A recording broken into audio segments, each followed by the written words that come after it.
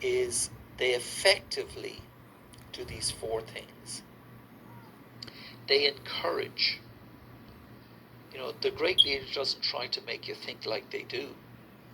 Everybody's unique. They embrace the natural ways you think and they build off your own strengths. So you encourage, then you help people to be better decision makers. I think that's probably the one reason why people look to be coached, because sometimes when you do competency mapping in organizations and you're looking for leaders to emerge, one of the key competencies is that they're able to stand on their own 2 feet when their boss is away, and should the proverbial mess hit the fan, they're able to have the confidence to make decisions, knowing that they've been schooled in you can't go wrong if you do what's right for your customer. So you develop decision-making skills is one of the key things, and you don't make the answers for the person. A good leader knows how to evaluate an employee's decision-making blind spots. As good leaders, guys, you're not going to have to evaluate an employee's decision-making blind spots.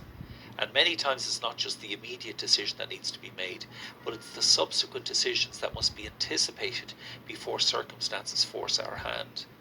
So you encourage, you help them to make better decisions, and then you expand tolerances.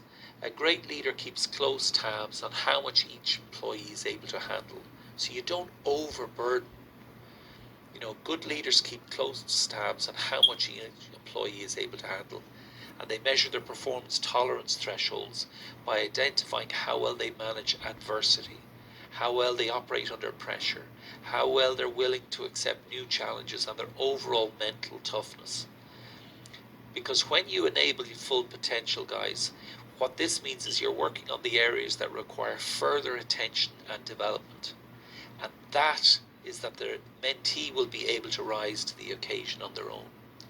And really what you're doing is, with the right guidance from yourselves, you can encourage employees to take risks, to test their ideas and ideals, challenge the status quo in an effort to make things better. Because remember the mantra of what leaders do. They're constantly looking to improve things. They're constantly looking for continuous improvement, maybe in a process, maybe in a service, maybe in something about how a customer receives something. Could it be done quicker, smarter, faster? So the potential is always there within the team.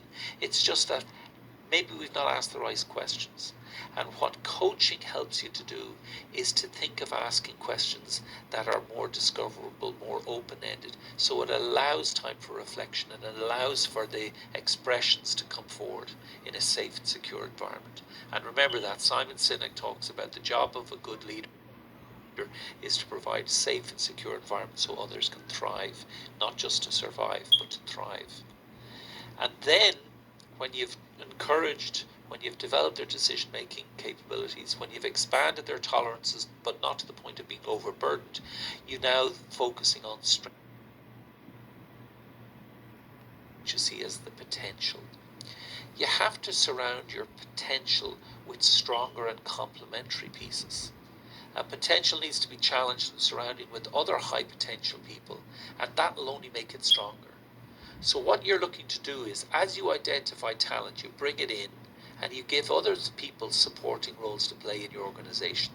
So you're constantly looking to bring in more employees to become wiser, more people to develop that coaching mindset so that they're not afraid to take chances and experience the lessons of failure. And even if they do experience the lessons of failure, they're learning from it. Because Maxwell says you got to learn to fail quickly.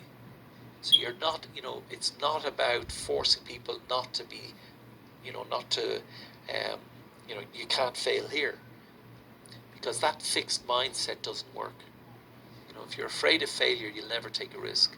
And going back to the second point, you've got to develop decision-making skills. And those people who are able to left on their own, that are able to work out what the best decision was for the customer, that's the mark of the leader.